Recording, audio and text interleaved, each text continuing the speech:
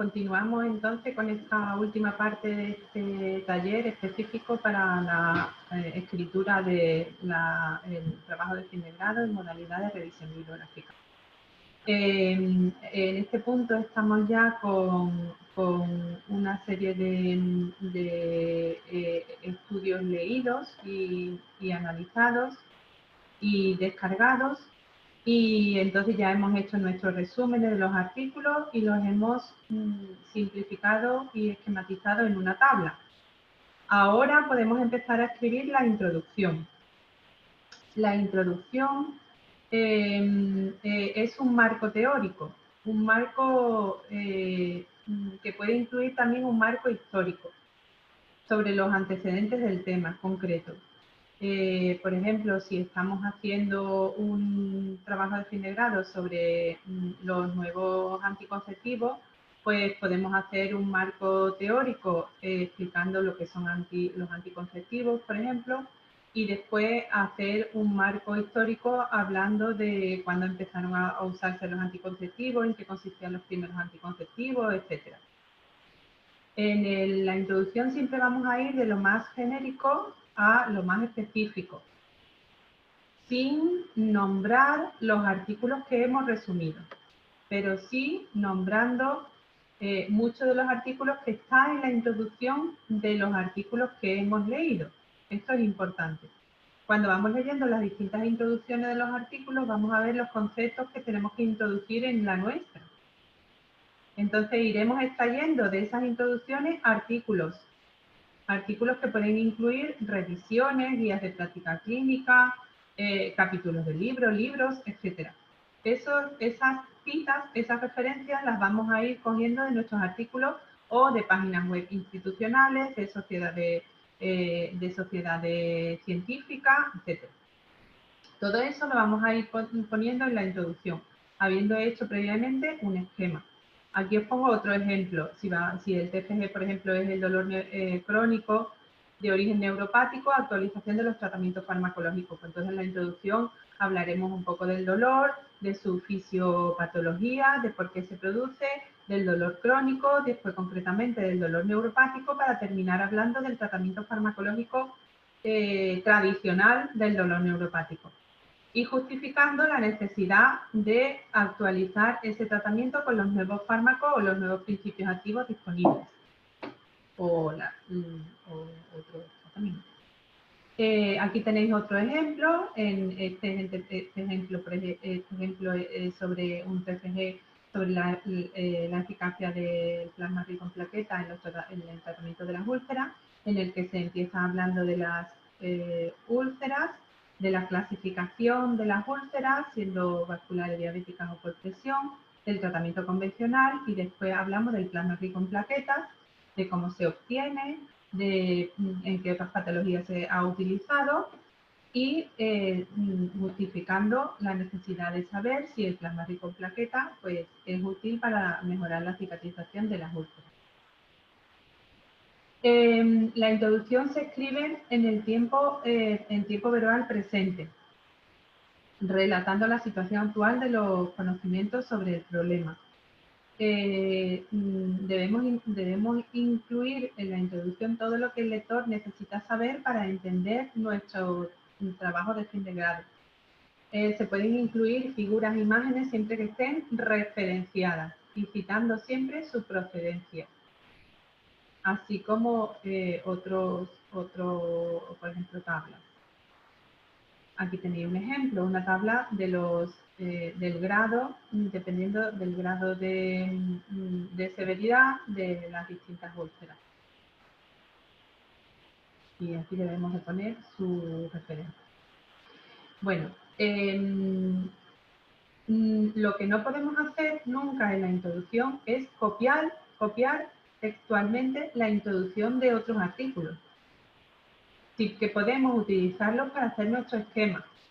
Si esos artículos han mencionado pues una definición concreta, pues tendremos que, las definiciones sí que se pueden copiar textualmente, pero a excepción de esto, de las propias definiciones, todos los demás tendremos que escribirlos personalmente. es importante que estén incluidas en la introducción las referencias más relevantes sobre ese tema determinado. Por ejemplo, si vamos a hablar de la insulina, pues tendremos que poner quién publicó por primera vez que la insulina se utilizaba para el tratamiento de la diabetes. Si vamos a hablar de la penicilina, pues tendremos que poner y citar cuándo se descubrió la penicilina y quién lo publicó y cuándo se usó por primera vez, etc. Es importante que en la introducción no exista ninguna frase ni ningún párrafo sin una referencia. Todo lo que hablamos en la introducción ha sido publicado previamente, o bien en un libro, o bien en un artículo o en una revisión. A continuación, una vez que terminamos nuestra introducción, ya enmarcando y citando cuál va a ser nuestro objetivo, podemos decir, por lo tanto, nuestra revisión va a tener como objetivo actualizar el tratamiento de tal y tal. Entonces, a continuación, podemos hacer la justificación. La justificación no necesariamente tiene que ser muy larga, pero sí es importante que en la justificación la hagamos bien. Si estamos hablando de, por ejemplo, el tratamiento de una patología o la utilización de una determinada herramienta, un instrumento o una determinada técnica, pues es importante decir y hablar que es muy importante, que es de vital importancia actualizar los conocimientos sobre esa determinada temática. Podemos incluir también, si es una patología, pues la prevalencia de la patología o que no existe un estudio con respecto a esos tratamientos o a esas herramientas. Si son patologías que afectan a muchas personas, pues hablar del número de personas afectadas en el mundo, en la región o o en Europa, etcétera, cogiendo datos de la Sociedad de Estadística, del Instituto de Estadística Español, etcétera, etcétera. Aquí es un poco a criterio de cada tema. Y pasamos entonces a la discusión. Ya tenemos escrito nuestros resultados y tenemos escrito la metodología y nuestra introducción. Ya la última parte que nos queda para terminar nuestro trabajo así de escritura gorda es la discusión. La discusión es lo que suele costar más trabajo escribir, porque requiere un poquito de concentración y haber leído mucho sobre el tema. Por eso es importante que cuanto más leáis y mejor estudiéis los artículos que vais a incluir en vuestro trabajo, pues mejor os saldrá la discusión, más facilidad tendréis para discutir. Bueno, ¿qué es la discusión? Pues la discusión no es más que comparar de una forma crítica los resultados de los distintos estudios. Todos los estudios que nosotros hemos incluido como resultados son artículos originales, pero son muy distintos unos de otros. Unos tienen unas limitaciones y fortalezas y otros tienen otras limitaciones y fortalezas. Y eso es lo que tenemos que comparar en la discusión, junto con los principales resultados de estos estudios, teniendo en cuenta que siempre vamos a intentar responder a nuestra pregunta. Aquí es un poco a criterio del que está escribiendo el trabajo. Yo voy a decir una serie de normas generales que os pueden ayudar, pero os invito sobre todo a leer muy bien la discusión de los artículos que vais a incluir, porque eso va a ayudar a entender lo que es una discusión y cómo se escribe. Vais a ver que siempre la discusión tiene un mismo esquema, que es empezando con una pequeña introducción de lo que se ha hecho y se ha incluido en vuestro trabajo fin de grado. Este trabajo fin de grado tiene como objetivo tal y tal, y hemos obtenido un total de 20 artículos que han respondido a nuestra pregunta con distintos enfoques. Por ejemplo, en ese primer párrafo podéis poner unos estudios. Han encontrado que, por ejemplo, si es que el plasma rico en plaquetas era efectivo, otros estudios han encontrado que no, o unos estudios han encontrado que el plasma rico en plaquetas disminuye tal y tal, y otros estudios han dicho que lo contrario, o todos los estudios que hemos encontrado con diferencias entre uno y otro, pues han concluido o han demostrado que el plasma rico en plaquetas puede ser efectivo para aumentar la cicatrización o lo que sea, o un tratamiento o lo que sea. Y citamos, es importante que en la discusión citemos a todos los artículos que hemos incluido en la tabla. Aquí, a la hora de escribir la discusión, pues os recomiendo que tengáis delante vuestra tabla, porque en la tabla vais a tener los principales resultados de cada artículo y os va a ayudar muchísimo a hacer la discusión. El objetivo principal de la discusión es dar respuesta a nuestra pregunta. Por lo tanto, al final de la discusión tenemos que responder a nuestra pregunta. También nos sirve para comparar, para examinar e interpretar los resultados de los distintos artículos y ver sus limitaciones. Podemos decir, bueno, pues este artículo ha encontrado este resultado, posiblemente sea porque su N es pequeña, a diferencia que los otros resultados, etcétera, etcétera. Determinar la relación entre coherencia y contradicción entre los datos. Señalar las similitudes y las diferencias, tanto las similitudes como las diferencias. Porque a 10 estudios les salga X en el resultado y a 3 estudios les salga Y en los resultados, no quiere decir que sea mejor la X y la Y. Simplemente tenemos que resaltar que hay 3 estudios que dicen X y otros tantos estudios que dicen Y. Posiblemente los que dicen X sea por esto y por esto, posiblemente los que dicen Y sea por esto y por esto. O bien por distintas metodologías, o bien por distintas N, etcétera, etcétera. Si encontramos algún hallazgo no esperado, por ejemplo, pues 24 artículos han dicho que sí y uno ha dicho que no, pues tendremos que decir por qué pensamos que ese artículo ha dicho que no. Destacar las conclusiones más robustas. Si la mayoría de los artículos describen que el proceso ocurre de una determinada forma, posiblemente sea así como ocurre el proceso. Así que podemos sacar conclusiones más o menos robustas de los distintos artículos que abordan un mismo resultado. Sugerir mejoras en la investigación. Siempre es bueno acabar la discusión diciendo que este trabajo puede llegar a conclusiones que son las que han obtenido los distintos artículos, pero no son conclusiones que son verdades absolutas.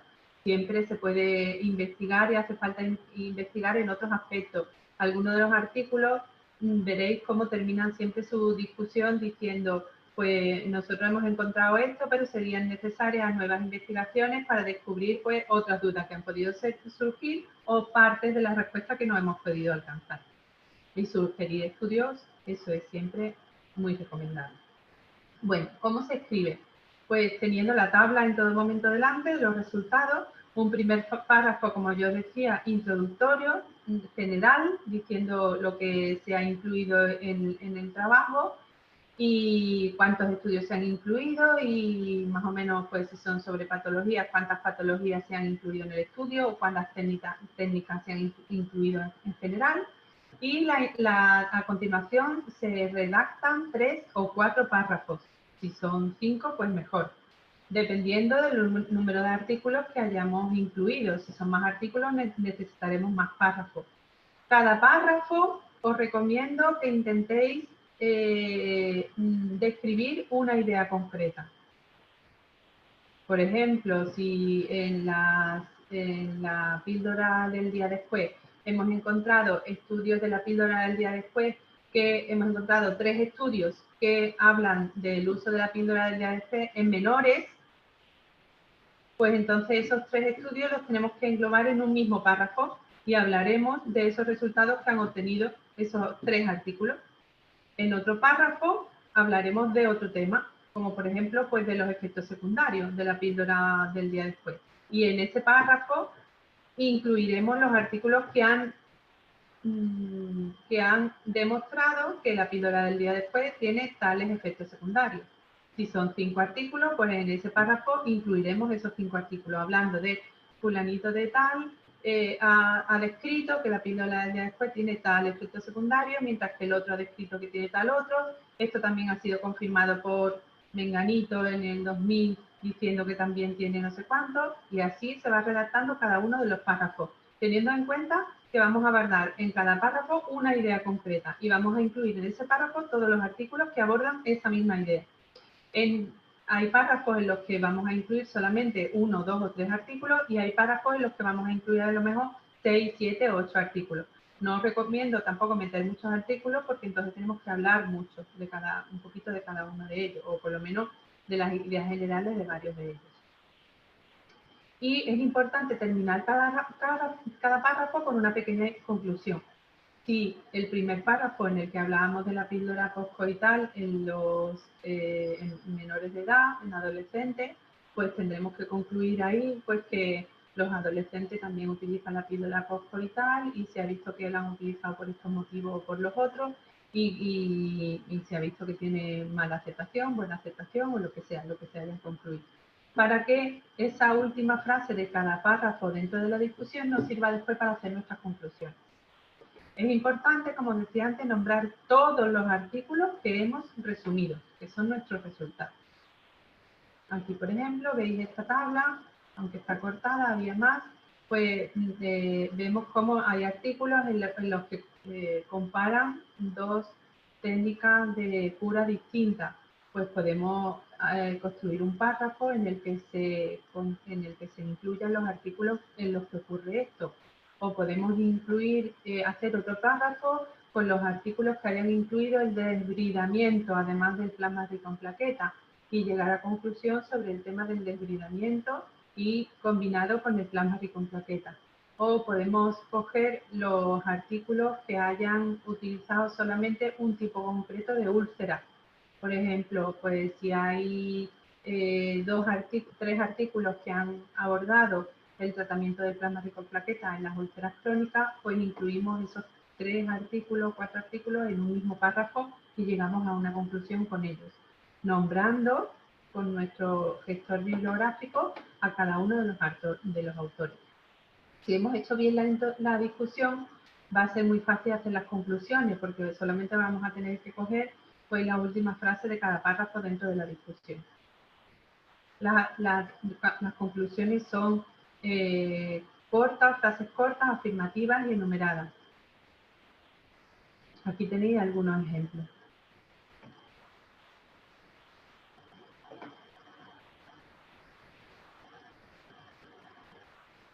La bibliografía, si utilizáis el gestor bibliográfico Mendeley, con un clic se hace la bibliografía al final del trabajo. Es muy sencillo de hacer y yo os lo recomiendo.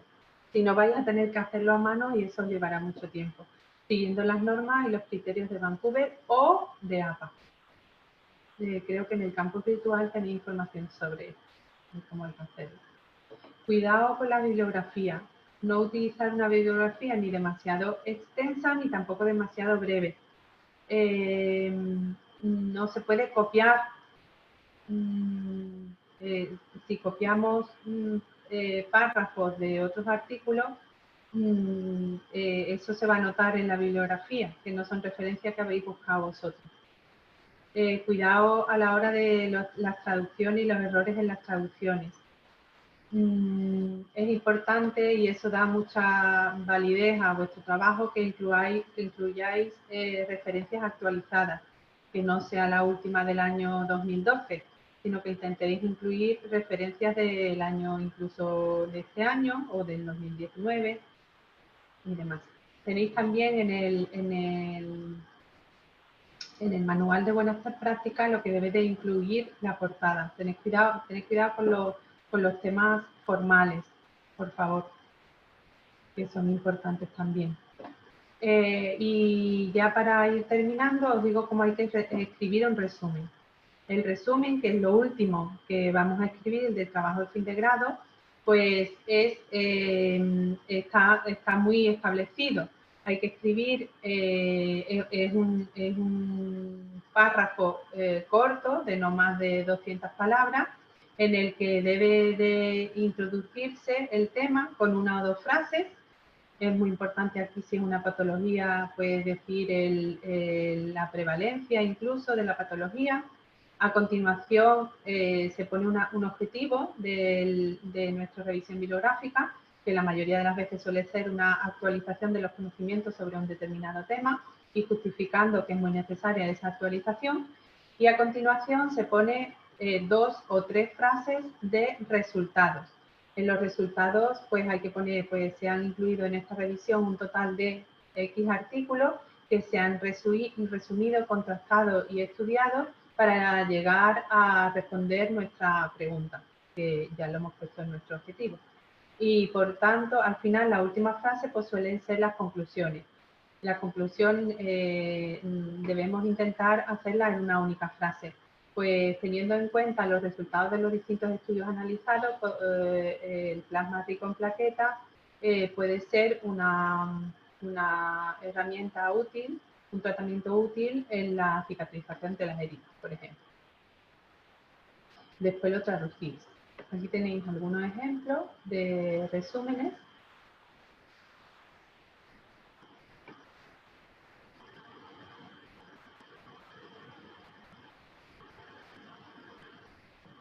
Este PowerPoint os lo dejaré también en formato PDF en el campus para que lo veáis poco a poco si lo necesitáis. Sobre los criterios formales, el número de páginas, bueno, pues suele estar entre 40 y 60 páginas, incluyendo los anexos. Si son anexos muy abundantes, son anexos grandes, yo intentaría resumirlo o imprimirlo en un formato más reducido. El tipo de letra está en New Roman con 12 puntos, justificado a ambos lados, eso quiere decir que tienen que quedar con un formato no como está esto, sino directamente así, justificado a ambos lados, con un interlineado de 1,5 y sus márgenes izquierdo y derecho. Se incluirá en el número de páginas en el ángulo inferior derecho a partir de la introducción, no en las primeras páginas. En general, os recomiendo no hacer frases demasiado largas, no más de 2, 3 renglones en una frase, porque si no, no nos da tiempo ni a respirar cuando lo leemos. No olvidéis que complejidad y simplicidad se necesitan entre sí. Podemos abordar un tema muy complejo, pero abordarlo de forma simplificada. Y os recomiendo siempre leer el trabajo o cada parte, si entregáis para corregir cada una de las partes, completo al menos 2 veces antes de entregarlo, porque al ser un trabajo abundante, pues seguro que vais a encontrar erratas. Os recomiendo también que veáis la rúbrica para que tengáis en cuenta lo que se os va a evaluar de cada una de las partes. Del resumen, la introducción y la justificación, hay 2. De la metodología hay otras 2. De los resultados hay otros 2, etcétera. Y después aquí tenemos la discusión, las conclusiones, la redacción y la bibliografía. Eso suma un 75% de la nota y después la exposición, que será un 25% de la nota, y tendréis otro taller específico para un poco ayudaros al tema de la exposición. Pues nada más, si tenéis cualquier duda, pues me la podéis mandar a través del correo del campus virtual del trabajo de fin de grado. Yo gustosa os responderé y os ayudaré en todo lo que pueda. Y mucho ánimo, esto es un trabajo importante, pero del que vais a aprender muchísimo y es de lo que se trata. Así que no os desesperéis si al principio os cuesta más trabajo, porque todos y cada uno de vosotros sois capaces de hacerlo. Así que mucho ánimo.